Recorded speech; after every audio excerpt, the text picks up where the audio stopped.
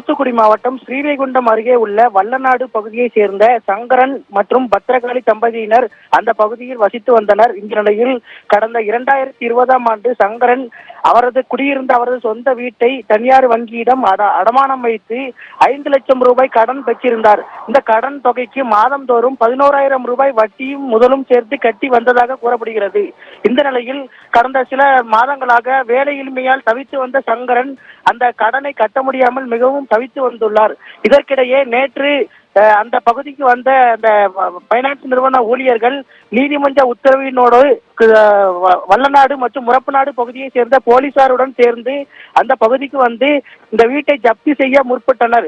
அப்போது அந்த போலீசார் அங்கு சூழ்ந்து நிற்கும் அந்த சூழ்நிலையில் சங்கரன் தனது வீட்டை ஜப்தி செய்யக்கூடாது என எவ்வளவோ வலியுறுத்தியும் அந்த தனியார் நிறுவனத்தினர் மற்றும் நீதிமன்றத்தினர் அந்த போலீசார் அந்த வீட்டை ஜப்தியே செய்து தீருவோம் என்று அந்த நீதிமன்ற உத்தரவினோடு அங்கு வந்திருந்தனர். தொடர்ந்து இதனால் விரக்தியடைந்த சங்கரன் மற்றும் அவரது மனைவி பத்ரகாளி ஆகிய இருவரும் அந்த இடத்தில் அந்த பூச்சி மருந்தை குறித்து தற்கொலைக்கு முயன்றனர்.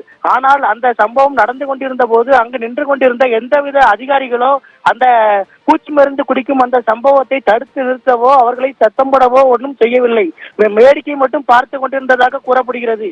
மேலும் இந்த சம்பவத்தில் பூச்சி மருந்து குடித்த சங்கரன் அந்த இடத்திலிருந்து மருத்துவமனைக்கு கொண்டு செல்லும் வழியிலேயே உயிரிழந்தார். மேலும் உயிருக்கு ஆபத்தான நிலையில் அந்த பத்திரகாளி நெல்லை அரசு மருத்துவமனையில் சிகிச்சை பெற்று வருகிறார்.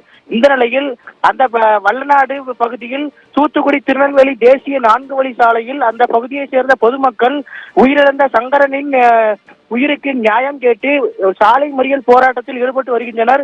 மேலும் ஸ்ரீவைகுண்டம் டிஎஸ்பி ராமகிருஷ்ணன் தலைமையிலான போலீசார் அங்கு அந்த போராட்டக்காரர்களுடன் பேச்சுவார்த்தையில் ஈடுபட்டு வருகிறார். மேலும் இந்த பேச்சுவார்த்தையில் உடன்பாடு ஏற்படவில்லை.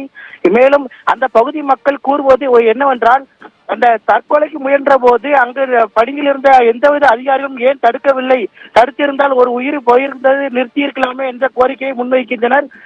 தொடர்ந்து போராட்டம் நடைபெற்று வருகிறது. இந்த இடம் ஒரு பரபரப்பான சூழ்நிலையில் காணப்படுகிறது.